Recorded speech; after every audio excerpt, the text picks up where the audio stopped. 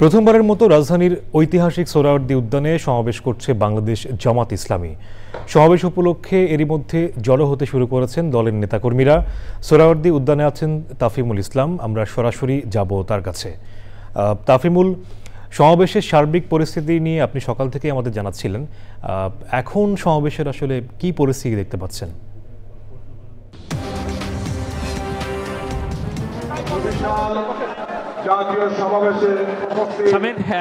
সমাবেশ কিন্তু সকাল থেকেই চলছে। এই মুহূর্তে 10 মিনিট আগেই কিন্তু জামায়াতে ইসলামের যে আমির ডাক্তার শফিকুর রহমান সহ শীর্ষ নেতৃবৃন্দ কিন্তু কিছুক্ষণ এসে উপস্থিত হয়েছেন।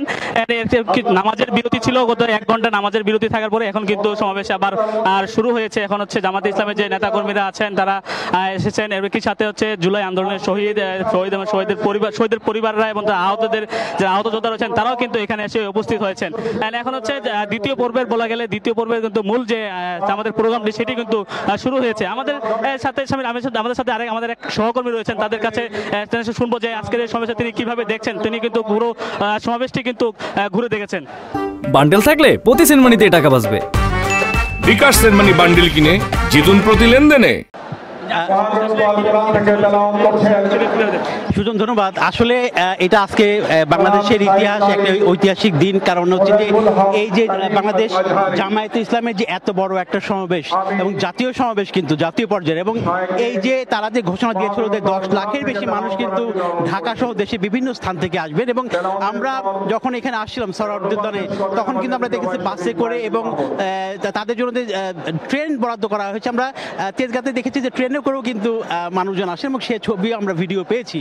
তো এত বড় একটা, এবং আপনারা জানেন যে কিছুক্ষণ আগে কিন্তু জামায়াতের সর্বোচ্চ নেতা যে আমির তিনি এসে এখানে উপস্থিত হয়েছেন এবং ঠিক 2টার সময় কিন্তু এটা শুরু হয়েছে।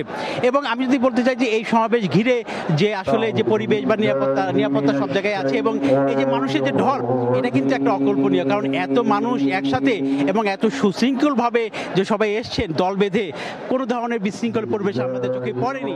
এটাও কিন্তু একটা এত বড় সমাবেশের 10 লাখ মানুষের সমাবেশে এই যে একটা ঘটনা, এটাও কিন্তু একটা ঐতিহাসিক ঘটনা, এবং এই ঐতিহাসিক মুহূর্তে যারা এখানে উপস্থিত হয়েছেন তারাও কিন্তু অংশ হয়ে গিয়েছেন।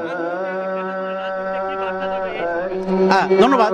রাজনীতি বার্তা হচ্ছে যে এই যে একটা সংগঠিত হওয়া, আপনারা জানেন যে জামায়াতে ইসলামী, বাংলা জামায়াতে ইসলামী কিন্তু একটা সংগঠিত দল, সুশৃঙ্খল দল। তো তাদের যে এই যে একটা সমাবেশ, জাতীয় সমাবেশ, এই সারা বাংলাদেশের মানুষ আসা, এটা কিন্তু চারটিখানি কথা না, এবং সুন্দরভাবে তারা কিন্তু আসেন। তাদের যে নির্দেশনা দেওয়া ছিল, বিভিন্ন কয়েকটা নির্দেশনা, তারা সেই নির্দেশনা মেনেই কিন্তু আসেন। এবং বৃষ্টি হলে একটা বিষয় খেয়াল করেন, তাদের নির্দেশনা, একটা জামায়াতে ইসলামের নির্দেশনা যে বৃষ্টি হলে কি করবেন।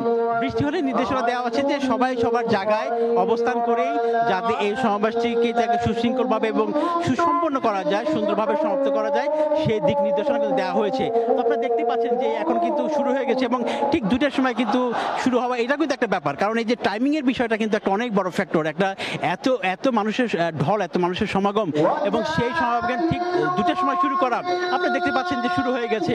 তো এবং জামায়াতের আমির ঠিক 10 মিনিট আগে কিন্তু একটা 50 মিনিটে এখানে হাজির হয়েছেন, এবং অন্যান্য নেতৃবৃন্দও আসবেন, অন্য দলের নেতৃবৃন্দ আসবেন বলে আমরা শুনেছি। এবং এখানে জামায়াতের যে বড় বড় নেতা রয়েছে তারা রয়েছে, নেতা কর্মীদের যে একটা উচ্ছ্বাস, যে একটা ঢল যে এইখানে আসার, এবং তারা কিন্তু আমরা রাস্তায় দেখেছি, এবং এটা অব্যাহত থাকবে, সবাই আশা করছেন এখানকার।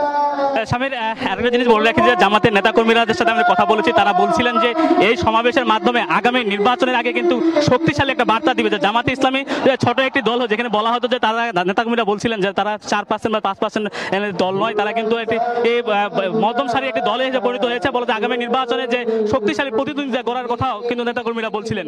এ ছিল সোহরাওয়ার্দী উদ্যান থেকে সর্বশেষ।